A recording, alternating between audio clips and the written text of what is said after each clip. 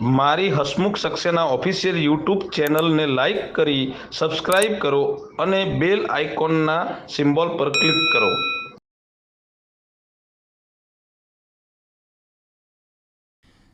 બંધારણીય અધિકાર આંદોલન સમિતિમાંથી હસમુખ સક્સેના આપણી સાથે જોડાઈ ગયા છે. ચેતનભાઈ ઝુંઝુવાડિયા રાજકીય વિશ્લેષક આપણી સાથે જોડાયા છે. જીપીએસસી ઉમેદવાર રજનીકાંતભાઈ આપણી સાથે જોડાયા છે અને એલઆરડી ઉમેદવાર શીતલબેન આપણી સાથે જોડાઈ ગયા છે. તમામનું નેટવર્ક ન્યૂઝમાં સ્વાગત છે. સૌથી પહેલા સાચી વાત છે તમારી કે જો ગવર્મેન્ટ દ્વારા કોઈ કાર્યવાહી કરવામાં આવે તો આ તમામ જે પરિસ્થિતિ છે તેમાં સુધારો આવી શકે છે. હસમુખભાઈ, તમારી પાસે આવવા માંગીશ કે જે અધિકારીઓ દ્વારા જે ભ્રષ્ટાચાર થઈ રહ્યો છે તો તમને શું લાગી રહ્યું છે, એમની પાછળ કોનો હાથ હોવો જોઈએ? હવે નેટવર્કના માધ્યમથી પ્રજાને તો પહેલા નમસ્કાર કરવા પડે, પણ પરિસ્થિતિ ત્યાં ઊભી થાય છે કે ભ્રષ્ટાચાર એટલે શું અને ભ્રષ્ટાચારની વ્યાખ્યા એટલે શું પ્રજાને અને ચૂંટાયેલા પ્રતિનિધિઓ અને ગુજરાત સરકારના ગુજરાતના જે માન્ય મુખ્યમંત્રીશ્રીને પણ ખબર નથી કે ભ્રષ્ટાચાર એટલે શું. મને એવું લાગી રહ્યું છે કે ભ્રષ્ટાચારની વ્યાખ્યા ભૂલી ગયા એવું મને લાગે છે, કારણ કે ચૂંટાયેલા પ્રતિનિધિઓના મતે ભ્રષ્ટાચાર એટલે એક પુણ્યનું કામ હોય એવું મને મહેસૂસ થતું હોય એવું વર્તમાનમાં સ્થિતિ થઈ રહી છે. હવે આપણે મુખ્ય વાત ઉપર આવીએ કે ભ્રષ્ટાચારનું બીજ ક્યાંથી શરૂઆત થાય છે. વારંવાર બધા લોકો ચર્ચા કરે છે કે ભ્રષ્ટાચાર એટલે શું. તો ભ્રષ્ટાચારની શરૂઆત ગુજરાતમાં ગુજરાત સરકારે ભ્રષ્ટાચારની શરૂઆત કરી. છેલ્લા 27 વર્ષોથી ગુજરાત ઉપર શાસન કરી રહ્યા છે અને વિકાસ નામનું બણગું ફૂંકી રહ્યા છે કે વિકાસ વિકાસ વિકાસ વિકાસ. પણ વિકાસ ક્યાં છે? એ માત્ર ને માત્ર ભાજપની સાથે જે એટેચમેન્ટ સત્તાધારી સરકાર અને જેને લાભ મળ્યો છે, જેને ફાયદો થયો છે અને કાયદો બનાવ્યો છે, એ લોકોને જ ખાલી વિકાસ કદાચ જોવા મળતો હશે.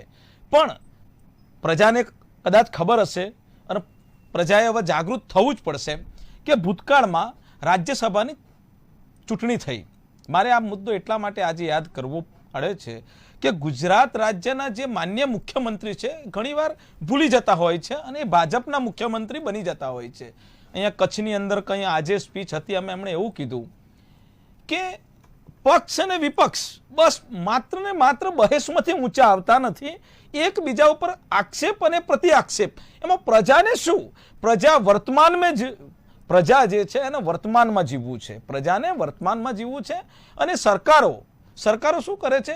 ભવિષ્યકાળ બતાવશે, સપના બતાવશે, અને જ્યારે બહેસ કરવાની થાય ત્યારે એ લોકો ભૂતકાળમાં પાઈ જાય છે. હવે તમે વિચારો કે આજનો યુવાન ધાબાવાળા મકાનમાં આવ્યો છે, એ માટીના મકાનમાં રહેતો નથી. આ લોકો વિચારો માટીવાળા મકાનના વિચારો લાવીને પ્રજાને ગેરમાર્ગે દોરી રહી છે. એટલે સીધી રીતે હું તમને આવું તો એ કહેવા માંગુ છું કે વર્તમાન ચૂંટાયેલા જે પ્રતિનિધિઓ છે એ ભાન ભૂલી જાય છે અને વારંવાર એવું કહે છે.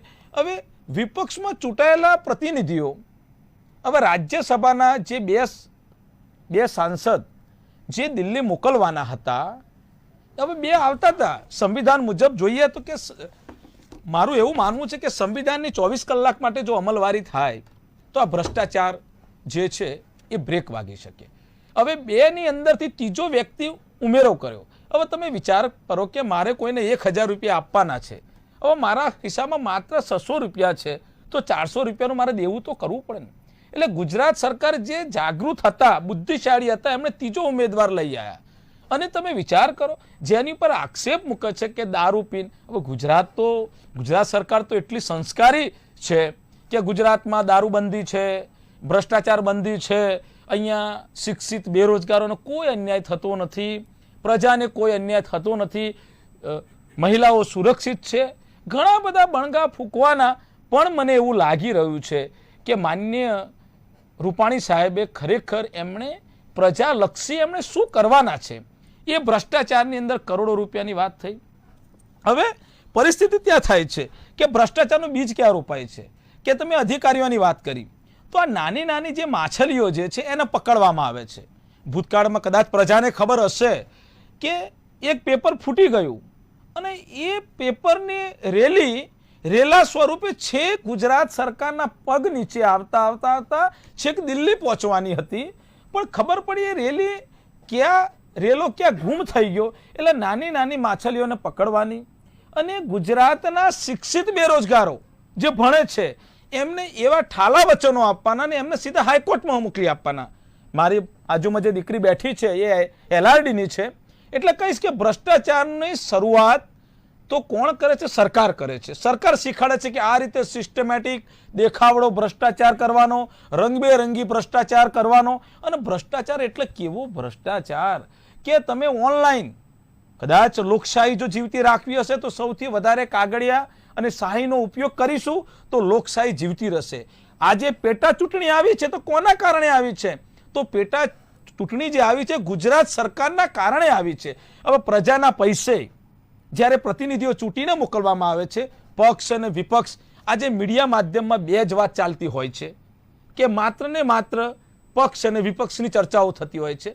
હવે પક્ષના પ્રતિનિધિએ કદાચ દારૂ પીધો, જયપુરમાં દારૂબંધી નથી ત્યાં દારૂ પીધો, તે જયપુરને જોવાનું છે. એમાં ગુજરાતને શું, પ્રજાને શું? પ્રજાને તો પેટ પણ પારકું છે. આ લોકો ખોટી ચર્ચાઓ કરીને પ્રજાને ગેરમાર્ગે દોરે છે અને વચનો લઈને એ પોતે મત છીનવી લે છે. બીજી વાત તમને કરું, ભ્રષ્ટાચાર ક્યાં છે? આપણી પાસે અબજોપતિ હોય તો માત્ર એક જ વ્યક્તિ અબજોપતિ છે, એ છે મત. મત આપણા માટે અબજોપતિ છે.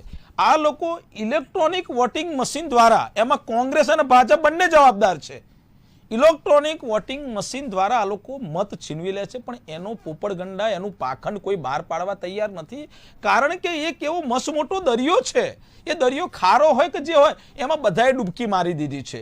એટલે આ લોકો ડરની રાજનીતિ હરી રહ્યા છે અને નાની નાની માછલીઓ પકડવાની. જે રીતે માનનીય મુખ્યમંત્રી સાહેબનું વતન તો કદાચ રાજકોટ જ છે ને, તો રાજકોટની અંદર આજે કોઈ કેસ આવ્યો છે ખબર નહીં.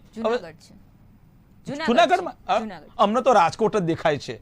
કોઈ પણ કેસ ગુજરાતમાં બને એટલે અમે તો એમ જ વિચાર લે કે આ રૂપાણી સાહેબનું ગુજરાત છે એટલે ગુજરાત, રાજકોટ ગુજરાત, એટલે ગુજરાતમાં કેસ બન્યો છે. હવે તમે વિચાર કરો, ગુજરાતમાં દારૂબંધી છે અને છતાંય દારૂ પકડાય છે, દારૂ પીવાવાળા પણ પકડાય છે. 2 દિવસ પહેલા તો કોઈને કઈ લાકડીઓ મારી કોઈ પોલીસ કર્મચારીને કે દારૂ પીધેલી હાલતમાં હતો. તો સિસ્ટમના ભાગરૂપે જે લોકોએ લાકડીઓ મારી છે એમની પર કલમો લાગે છે, પણ જે વ્યક્તિએ દારૂ પીધો છે એની હજુ તપાસ થઈ નથી. એ હોસ્પિટલમાં. એટલે ભ્રષ્ટાચારનું બીજ જો તમારે રદ કરવું હશે તો પ્રજાએ પહેલા જાગૃત થવું પડશે. અને જે ચૂંટીને જે પ્રતિનિધિઓ મોકલે છે, ખરેખર આમ તો કોઈ પણ વસ્તુ હોય એ પ્રજાને જાગવાની જરૂર છે. ભ્રષ્ટાચાર, આ બધો વાંક પ્રજાનો છે. જ્યાં સુધી શિક્ષિત બેરોજગારોની સરકાર નહીં બને, કારણ કે બેરોજગારોને એટલું બધું દુઃખ છે કે સરકારે ભૂલ કરી. આજે દીકરી બેઠી છે બાજુમાં, 1/8/18 પરિપત્ર આજે 2018માં બનાવ્યો જ ના હોત, આજે 35 ભરતીઓ થઈ ગઈ છે. હજુ 1/8/18 પરિપત્ર સરકારે કબૂલ કર્યું છે કે 12 અને 13 નંબરનો કોલમ કાઢી નાખ્યો છે. હોવા છતાં પણ વિદ્યાર્થીઓ જે ડેપ્યુટી કલેક્ટર બની શકે છે, જે લોકો PI બની શકે, હજુ એમનો ઓર્ડર નથી આપવામાં આવ્યો. અને ગુજરાત સરકારની એક સંસ્થા GPSC, એ GPSC એવું કહે છે કે તમે કોર્ટમાં જાઓ અને કોર્ટ તમને જજમેન્ટ આપશે, પછી અમે ઓર્ડર આપીશું. હવે આ કઈ પ્રકારની બેધારી નીતિ છે એ તો કોઈને ખબર પડતી નથી. કારણ કે આ તો મેરા દેશ મહાન, જય જય ગરવી ગુજરાત, જેની અંદર જે ગુનો કરે છે એ નિર્દોષ છૂટી જાય છે. લોકોને યાદ હશે 2002ની અંદર કે 2002ની અંદર શું બનેલું હતું, એ નિર્દોષ છૂટી જાય છે. અને જે સાચી વાત કરે છે, આ તો જૂઠું બોલે જલસા કરે, જૂઠું બોલે જલસા કરે છે અને સાચું બોલે એને તડીપારની નોટિસ આપવામાં આવે છે. હું તમારી સામે જ હું એટલા માટે કહું છું કે 1/8/18ના પરિપત્ર માટે લડાઈ, મહિલા શક્તિ, મહિલાના કારણે 78 દિવસનું આંદોલન ચાલ્યું અને 35 દિવસ આમંત્રણ. જ્યાં સુધી સરકાર મજબૂર ના થાય એ દિવસે ચૂંટાયેલા પ્રતિનિધિઓના કારણે, પક્ષ અને વિપક્ષ અને મીડિયાના કારણે સરકાર મજબૂર બની, એટલે દીકરીઓને ન્યાય મળ્યો. અને હજુ સુધી 1/8/18ની સાચી અમલવારી થઈ નથી. એટલે ભ્રષ્ટાચારનું બીજ કોણ રોપે છે? સરકાર રોપે છે. પણ એની જવાબદાર કોણ છે? પ્રજા છે. કે પ્રજા માલિક છે અને સરકાર ભાડુઆત છે. એટલે બીજા મિત્રો આવેલા છે. છતાંય જો ભ્રષ્ટાચાર જડમૂળમાંથી કાઢવો હશે તો દરેક વસ્તુ સફેદ છે. આપણે લોટ પણ સફેદ છે, મીઠું પણ સફેદ છે, ચૂનો પણ સફેદ છે. આ ત્રણેયના રંગ સફેદ છે અને ખાંડ પણ સફેદ છે. હવે આ લોકો શું કરે છે? જ્યારે ચૂંટણી આવે છે ત્યારે લોટમાં ચૂનો નાખી દે છે, સત્તા ઉપર બેસે છે ત્યારે લોટમાં મીઠું નાખે છે, અને પછી જ્યારે ચર્ચા કરવાની હોય, વિદેશો સાથે ચર્ચા કરવાની હોય, એટલે સારી સારી વાત કરવાની, એટલે લોટમાં એ લોકો ખાંડ નાખી દે છે. એટલે ત્રણેય વસ્તુ સફેદ, એટલે આ ભ્રષ્ટાચાર ઓક્સિજન સ્વરૂપનો ભ્રષ્ટાચાર છે. એટલે આ ભ્રષ્ટાચાર નાબૂદ કરવા માટે આ માધ્યમના આ પ્લેટફોર્મથી હું પ્રજાને જાગૃત થવાનું એક અપીલ કરું છું કે અમે ભલે 85% વતી બેઠા હોય, 100% વતી બેઠા હોય, ગુજરાતની 6.5 કરોડ જનતા છે, પણ આ ગુજરાત રાજ્યના માનનીય મુખ્યમંત્રી વિજયભાઈ રૂપાણી સાહેબ એ ભાન ભૂલી જાય છે. એ ભાજપના જ મુખ્યમંત્રી હોય, નીતિનભાઈ પટેલ એ ભાજપના જ નાયબ મુખ્યમંત્રી હોય, પ્રદીપસિંહ જાડેજા સાહેબ એ ભાજપના જ ગૃહમંત્રી હોય. કારણ કે 2 દિવસ પહેલા જોયું હશે કે ભારત દેશના ગૃહમંત્રી સાહેબ એમણે માસ્ક પહેર્યો જ નહોતો, બીજા લોકોએ માસ્ક પહેર્યો હતો. એટલે એક વ્યક્તિએ મને સરસ મજાની કોમેન્ટ કરી કે કેમ નથી પહેર્યો, તો કે એમની પાસે બધી સગવડ છે. પ્રજા પાસે આ બધી સગવડ નથી. એટલે જો પ્રજાએ જાગૃત થશે અને સરકાર મજબૂર થશે અને પ્રજા મજબૂત થશે તો જ આનો ઉકેલ આવશે. અને જો પ્રજા મજબૂર રહી, લાચારી રહી, તો સરકાર તો મજબૂત છે જ. 27 ભારતથી મેરા દેશ મહાન, મેરા દેશ મહાન ઇલેક્શન આવશે એટલે ભારત, પાકિસ્તાન, ચીન, અમેરિકા આમાં ગોળ ગોળ વાતો કરે છે. એટલે ભ્રષ્ટાચારમાંથી બહાર નીકળવા માટે આ નાની નાની માછલીઓને બંધ કરીને મોટા મોટા જે રીલા છે એમને પકડવાની જરૂર છે. અને ગુજરાત સરકારે હવે જુઠ્ઠું બોલવાનું બંધ કરવું પડશે, એવું મારું માનવું છે. બિલકુલ સાચી વાત છે તમારી કે હવે સરકારે પણ સમજવું પડશે અને જે કૌભાંડો થઈ રહ્યા છે એમાં ક્યાંક ને ક્યાંક આ ભ્રષ્ટાચારમાં સરકારમાં બેઠેલા આવે છે અને એના કોન્ટ્રાક્ટ કોની પાસે હોય છે અને કેટલા રૂપિયામાં છે. દરેક સ્કીમ જે સરકાર બહાર પાડે છે એની જોડે એક ઉદ્યોગપતિ કે કોઈ કંપની સંકળાયેલી હોય છે કે એ બધું કામ કરે છે. દાખલા તરીકે 108 છે, એ આમ છે પ્રાઇવેટ, પણ ગવર્મેન્ટે આપી દીધેલું છે કામ 108માં. હા, એટલે વસ્તુ કામ કરે છે પણ એ તમારે પ્રાઇવેટ, ત્યાં તમે આરટીઆઈ ના કરી શકો. તમે ટોરેન્ટ પાવર તમે જાઓ, ટોરેન્ટ પાવરમાં તમને આરટીઆઈ ના મળે. તમે એમ કહો કે મારું બિલ આવ્યું છે તો એ ટોરેન્ટ પાવર તમને જવાબ નહીં આપે, આરટીઆઈ ના દાયરામાં નથી આવતું. ભ્રષ્ટાચાર આપણે વાત કરી, એમને તમને નવે લાગશે કે જેટકોની અંદર 10 વર્ષથી રોસ્ટરની અમલવારી થઈ નથી. ત્યાં આગળ SC ST OBC ના ડેપ્યુટી જે એન્જિનિયરો એમની ભરતી નથી થઈ, એમની FIR થઈ બરોડાની અંદર. આ કેસ આખું પિલ્લું વાળી દેવા ભ્રષ્ટાચારની. તો હવે જે વ્યક્તિ 10 વર્ષથી એના બાપે પોતાના છોકરાને BE ઇલેક્ટ્રિક એન્જિનિયર કરાયો હોય અને એ લોકોને નોકરી ના મળતી હોય તો એમની કેવી વેદના થાય. તો સરકાર પછી ઉપર પ્રેશર લઈ આવે. આ તો બહુ જોવા જેવી વસ્તુ છે ભ્રષ્ટાચારમાં કે ગુજરાત રાજ્યના માન્ય મુખ્યમંત્રી પાસે દૂરબીન છે. જે રાજ્યની સરકાર વેપારી હોય કે મુખ્યમંત્રી સાહેબનું જે નિવાસસ્થાનની પાછળ દારૂ વેચાય છે એ દૂરબીનથી દેખાતો નથી. અને જયપુરની અંદર તમે સ્વિમિંગ પુલની અંદર કે કોંગ્રેસના ચૂંટાયેલા પ્રતિનિધિઓ જલસા કરતા હતા એ માનનીય મુખ્યમંત્રીશ્રીને દેખાય છે. જે રીતે આપણા માન્ય ગુજરાતના પનોતા પુત્ર નરેન્દ્રભાઈ મોદી સાહેબ જે છે એ મોદી સાહેબને ગુજરાતની અને ભારત દેશની મહિલાઓની, ગરીબોની, વંચિતોની ચિંતા નથી અને વિદેશો સાથે ફોટોગ્રાફી કરે છે. ના, એમને વિદેશોને મદદ કરે છે, ઘણી બધી મદદ કરોડો રૂપિયામાં કરી. પણ આપણા શું પેલા ઘરના છોકરા ઘંટી ચાટે, જેને આટો જેવી પરિસ્થિતિ ઊભી થઈ ગઈ અને અત્યારે આપણે પૈસાની જરૂર છે તો નેપાળ આપણને કોઈ રાજકીય પક્ષ એમની સંડોવણી આવતી હોય તેવું પણ આપણે લાગી રહ્યું છે. હસમુખભાઈ, આપ શું કહેવા માંગશો? જે આ કૌભાંડો બધા થઈ રહ્યા છે એ ક્યાંક ને ક્યાંક કોઈને કોઈ ક્ષેત્રમાં તેમને કોઈને કોઈ રીતે તેમને દબાવી દેવામાં આવે છે. ભ્રષ્ટાચાર હોય તો પણ એમને દબાવી દેવામાં આવે છે, એમને ખુલ્લો પાડવામાં કેમ નથી આવતું? પરિસ્થિતિ એ છે કે ગુજરાતના 33 જિલ્લાઓ છે અને ગુજરાતનું કેપિટલ ગાંધીનગર. તો ગુજરાતના 33 જે જિલ્લાઓ છે, જિલ્લાઓમાં ખેતી થાય છે, અનાજની ખેતી થાય છે કે જે માણસને પોષણ થાય. પણ ગાંધીનગર જ એવું એપી સેન્ટર છે કે ત્યાં આગળ ભ્રષ્ટાચારની ખેતી થાય છે. હું સીધો સવાલ પૂછીશ ગુજરાત સરકારને કે તમે એક વિચારો, પ્રજાને આ નેટવર્કના માધ્યમથી કહું છું, કાનમાં મેલ હોય તો કાઢી નાખજો, મારી વાત બહુ શાંતિથી સાંભળજો કે આ ગાંધીનું ગુજરાત છે, આ સરદાર વલ્લભભાઈ પટેલનું ગુજરાત છે અને હવે તો ઉપર બે આપણા સાહેબ પનોતા પુત્ર પણ તે બેઠા છે. એમને પણ તમે પ્રશ્ન પૂછજો કે તમે તો હવે કેન્દ્રમાં બેઠા છો તો ગુજરાતની અંદર દારૂબંધી છે અને વિદ્યાર્થીઓની જે સ્કૂલમાં ગયા નથી છતાં પણ એમને શિક્ષક શિક્ષણમાં એ વિદ્યાર્થીઓની ફી લેવામાં આવે છે. હું એટલા માટે કહું છું કે મારી દીકરી 5મા ધોરણમાં ભણે છે.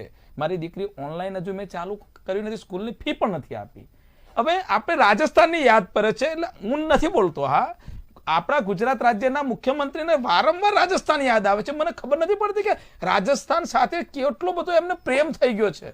મને એવું થઈ રહ્યું છે એમનો જન્મ થયો છે રાજકોટમાં, એટલે દક્ષિણ બાજુ, અને ઉત્તર બાજુ એટલો બધો પ્રેમ જાગ્યો છે. તો રાજસ્થાનમાં તો દારૂની છૂટ છે, છતાં ત્યાંના માન્ય મુખ્યમંત્રી શ્રીએ ત્યાંને શિક્ષણ ફી માફ કરી દીધી છે. હવે વિચાર કરો, જ્યાં દારૂ બંધી છે ત્યાં વિદ્યાર્થીઓ પાસે ફી લેવામાં આવે છે. આ દીકરીએ વાત કરી કે હું એલઆરડીની દીકરી છું. છેલ્લા કેટલાય સમયથી શિક્ષિત બેરોજગારો આંદોલન કરી રહ્યા છે. જે લોકો આંદોલન કરે છે એમને જ ન્યાય મળે છે, અને જે લોકો કોંગ્રેસવાળા એટલે વિપક્ષવાળા જે બહેસ કરે છે, તમે વિચાર કરો કે વિરોધ પક્ષના નેતાની કેટલી બધી ગરિમા હોય. હવે આ વર્તમાન જે સરકાર છે ને, તાનાશાહી હિટલરશાહી સરકાર, આ સરકારો કરતા તો અંગ્રેજો સારા હતા કે તે પોતે આંદોલન કરવા દેતા હતા. આજે વિરોધ પક્ષના નેતાને પણ આંદોલન કરાય નહીં.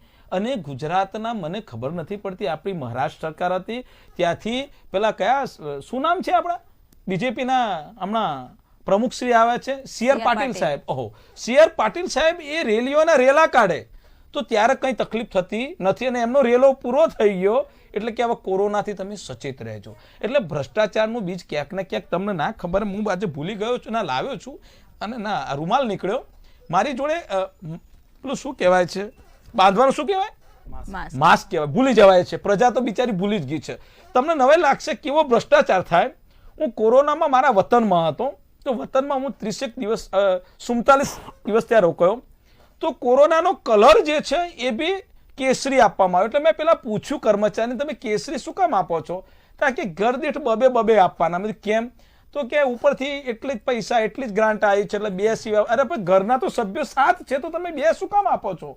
પછી એમને અનાજ આપવાનું આવ્યું. અનાજ એટલે મફતમાં અનાજ, તો બીપીએલ. હવે જેના 3 માળનું મકાન હોય એ બીપીએલ. તમને નવે લાગશે આ જે પક્ષ જે છે સત્તાધારી પક્ષના સોનાની જાડી ચેનો હોય એ લોકો લાઈનમાં ઉભા હતા.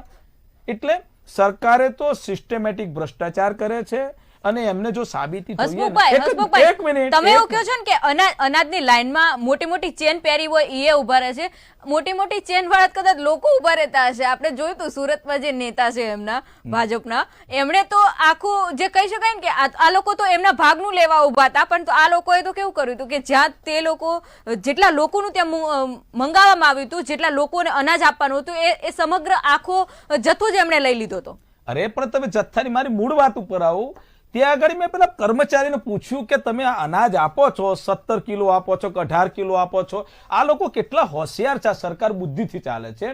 એ લોકોએ દાળ આપી અને ઘઉં આપ્યા, પણ જે તેલની જરૂરિયાત છે તેલ આપ્યું નહીં. તમે વિચાર કરો, આ તો ગુજરાત છે, અહીંયા તો ડીઝલ પણ સસ્તું, પેટ્રોલ પણ સસ્તું, અને મહિલાઓ પર તો અત્યાચાર તો થતો જ નથી. કાલે રાજકોટની અંદર એક દીકરીએ જે સ્પીચ આપી છે, તમે જુઓ કે 10 વર્ષની દીકરીની તમે સ્પીચ જુઓ. એટલે ગુજરાત ખબર નથી પડતી કે ઉત્તર પ્રદેશનો એક કાયદો કે આંદોલનકારી પોતે સત્યની વાત કરે એટલે પેલી ગુંડાની કોઈ કલમ આવી છે. મારાથી તો એ અભદ્ર ભાષા કહેવાય ને, ગુંડો શબ્દ તો ના બોલી શકાય, બીજા બોલે તો ચાલે, પણ એવી કલમ લગાવી દેવાની. અરે ભાઈ, ઉત્તર પ્રદેશમાં તકલીફ હશે, પણ આ તો ગાંધીનું ગુજરાત છે. અહીંયા તો સંસ્કૃતિ, તમે ગુજરાતની અસ્મિતાની તો સવાલ કરો. પણ પરિસ્થિતિ ક્યાં થઈ છે, ભ્રષ્ટાચાર ક્યાં, મારે વારંવાર કહેવું પડે છે કે ભ્રષ્ટાચાર દરેકને ખબર છે, પ્રજાને પણ ખબર છે, ગુજરાત સરકારને પણ ખબર છે. પણ આ ગુજરાત સરકાર એવી ચોટી ગઈ છે, ચિંગમની પેલી ફેવિકિકની જેમ ચોટી ગઈ. 27 વર્ષથી વિકાસ વિકાસ વિકાસ વિકાસ વિકાસ એમ કઈ પ્રજાનો કાસ કાઢી લીધો છે. કાસ કાસ કાસ કાસ એટલે પ્રજાનો કાસ આવી ગયો. એટલે 8 પેટા ચૂંટણી લાવ્યું કોણ? ગુજરાત સરકાર લાવ્યું. તમે વિચાર કરો કે જે જિલ્લા પંચાયતના તાલુકા પંચાયતની ઇલેક્શન હતા એ ના કરતા ભાઈ કોરોના થશે, પણ પેલા જે છે એની તો તમારે પેટા ચૂંટણીઓ કરવી જ પડે. હવે તમે વિચાર કરો કે 50 કરોડ રૂપિયા કોણે આપ્યા? તો એ લોકો કોંગ્રેસમાં ગયા. એક બાજુ પાર્ટીના પ્રદેશ અધ્યક્ષ એવું કહે છે કે હવે અમારે કોંગ્રેસના કોઈ જોઈતા નથી. હવે મને એ ખબર નથી પડતી, આપના માધ્યમથી તમે માન્ય મુખ્યમંત્રીને એટલા સમાચાર મોકલાવજો કે ગુજરાતની પ્રજા 6.5 કરોડ છે, તો એ 6.5 કરોડના મુખ્યમંત્રી છે કે માત્ર ભાજપના છે, એમના એકલા મુખ્યમંત્રી છે? કારણ કે ગુજરાતની 6.5 કરોડ જનતાને ભાજપના 75,000 અને કોંગ્રેસના 25,000 એટલે 1 લાખ એ થયા અને 80,000 પોલીસ.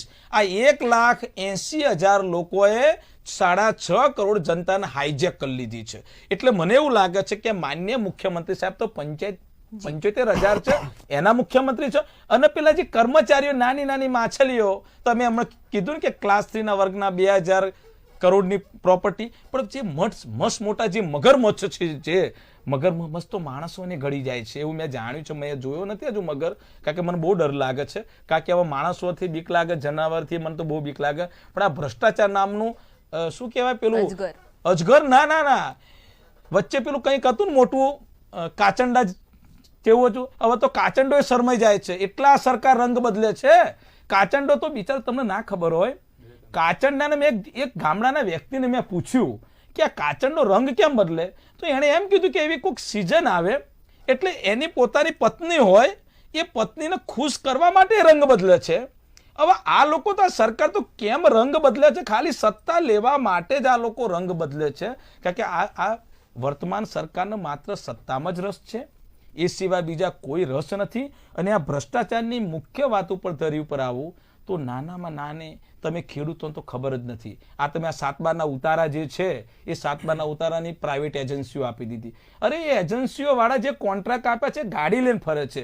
અને બીજી તો વાત કરું ગુજરાતના કેપિટલ ગાંધીનગરની બાજુમાં અમદાવાદની વાત કરું તો અમદાવાદની અંદર મૂતરડીઓ, એટલે કદાચ કોઈને ખરાબ લાગશે તો મૂતરડીઓના કોન્ટ્રાક્ટ એક પણ વ્યક્તિના વાલ્મીકી સમાજ પાસે નથી. એના કોન્ટ્રાક્ટ સરકારના ભૈયાજીઓ અને હકીકતમાં જે ભૈયાજીઓ હોય એમની પાસે કોન્ટ્રાક્ટ છે. 12.5 લાખ રૂપિયાનું મકાન ઊભું કરી દેવાનું, એમાં મસ્ત મોટું કમિશન, અને દર મહિને કંઈક 25-30 હજાર રૂપિયા આપવાના, અને પ્રાઇવેટ એજન્સી આપવાની કે તારે 5,000માં નોકરી કરવી છે અને 2 કલાક વધારે આવજે એટલે 7,000 આપીશ. એટલે સૌથી વધારે આ ગુજરાતની પ્રજા, આ દેશની પ્રજા એ સહનશીલ વાળી પ્રજા છે, સહન કરવામાં જ માને છે. અને આ લોકો, એક મિનિટ આ તમને વાત કરું એટલા માટે કે આ દિવાળી આવી છે 2 વર્ષ પહેલા, કોને આ માન્ય રૂપાલા સાહેબ અત્યારે પ્રચારમાં જે નીકળ્યા છે અને કંઈક આ બાજુ પેલા દસાડામાં કીધું કે 115ના કોંગ્રેસના પાડી દીધા, એ એમને એ ખબર નહીં હોય કે એમણે દિવાળીની રાત્રે, આ દિવાળી આવી રહી છે 14/11, મારો જન્મદિવસ છે પાછો દિવસ છે એટલે મને યાદ આવ્યું, એ દિવાળીની રાત્રે મધ્યપ્રદેશની એક દીકરી, એમની અહીંયા એક હોસ્પિટલ છે, શું નામ છે એનું, અહીંયા ગઢ જો હાઈટેક છે ને હોસ્પિટલ, ત્યાં આગળ એમની ઘણી બધી ગાડીઓ પડી હોય છે રૂપાલાજીની. એ એમના કોઈ સગા સંબંધ ત્યાં એક દીકરીને ટક્કર મારી, એ પોલીસ વાળો વ્યક્તિ દારૂ પીધેલી હાલતમાં હતો. એ દિવસે 11:30 મને યાદ છે, હું ત્યાં હાજર હતો. એ કેસનું પિલ્લું ક્યાં વાળી દીધું એ કોઈને ખબર નથી. આપના માધ્યમથી કહું છું, જે દિવસે મને એ પોલીસ વાળાની ફાઇલ હાથમાં આવી તો હું તો ફરીથી ખોલવાનો જ છું, કારણ કે એ રૂપાલાના કારણે એક બાપની દીકરી મરી ગઈ. 20 વર્ષની દિવસે હું હાજર હતો ને એ દીકરીનું તમે રુદન જુઓ તો આ ભ્રષ્ટાચારનું બીજ નથી. આ કોણ કરાવે છે? અને રૂપાલાજી ત્યાં બૂમો પાડે છે. આ ખેતીની અંદર તમે જુઓ તો ખેડૂતોની ત્યાં વાતો કરશે. હવે જેનું 7/12ના ઉતારામાં નામ નથી એ ખેતીની સલાહ આપે છે. એટલે ભ્રષ્ટાચાર બહુ મસ્ત મોટી વસ્તુ છે. બીજી વાત કરું, હવે તો તકલીફ એથી છે બેન, તમે રોટલી ખાવ છો? હા. એટલે ઘઉંની રોટલી છે કે બાજરીની રોટલી છે? ઘઉંની. હવે હકીકત બદલાઈ ગઈ છે. હવે મીઠાની અંદર લોટ નાખવામાં આવે છે. એટલો ભ્રષ્ટાચાર કોને કેવું હવે? એટલે આ બધી વાતો છે. એટલે ભ્રષ્ટાચાર કાઢવા માટે આપના માધ્યમથી એક જ વાત છે માન્ય વકીલ સાહેબ, કે આપણે તો આ પ્લેટફોર્મ ઉપરથી નક્કી કરવું પડશે કે હવે અમારે ભ્રષ્ટાચાર કરવો છે. હવે તમારે ડિબેટ રાખવી હોય તો પહેલા પણ મેં કીધું હતું તમને કે હવે ડિબેટ રાખવી હોય તો ઈમાનદારીની ડિબેટ રાખો કે આમાંથી કેટલા ઈમાનદાર કાઢવા. માન્ય રૂપાણી સાહેબ કે હવે પરિસ્થિતિ શું થઈ છે કે જેની જેટલી વસ્તી વધારે એટલી એની ભાગીદારી હોવી જોઈએ. ઓબીસી સમાજને જાગૃત થવાની જરૂર છે. એમની તો કેવી હાલત છે ખબર ઓબીસી સમાજની? મેં અભ્યાસ કર્યો, ઓબીસી સમાજની 54% વસ્તી, તો એમના એમએલએ 103 હોવા જોઈએ, તો મોડ 55 એમએલએ. હવે એમની વેદના ક્યાં પૂરી થાય? હવે આ દીકરી કહે છે કે અમને ન્યાય મળવો જોઈએ. તમે કોઈ દિવસ સંવિધાન લઈને નીકળ્યા છો, આ સંવિધાનની અમલવારી કરો, તમને નોકરી મળી જાય. આપણી પાસે સમયનો અભાવ છે હસમુખભાઈ, સમયનો અભાવ છે. હું આપ તમામ પાસે 1-1 મિનિટ માટે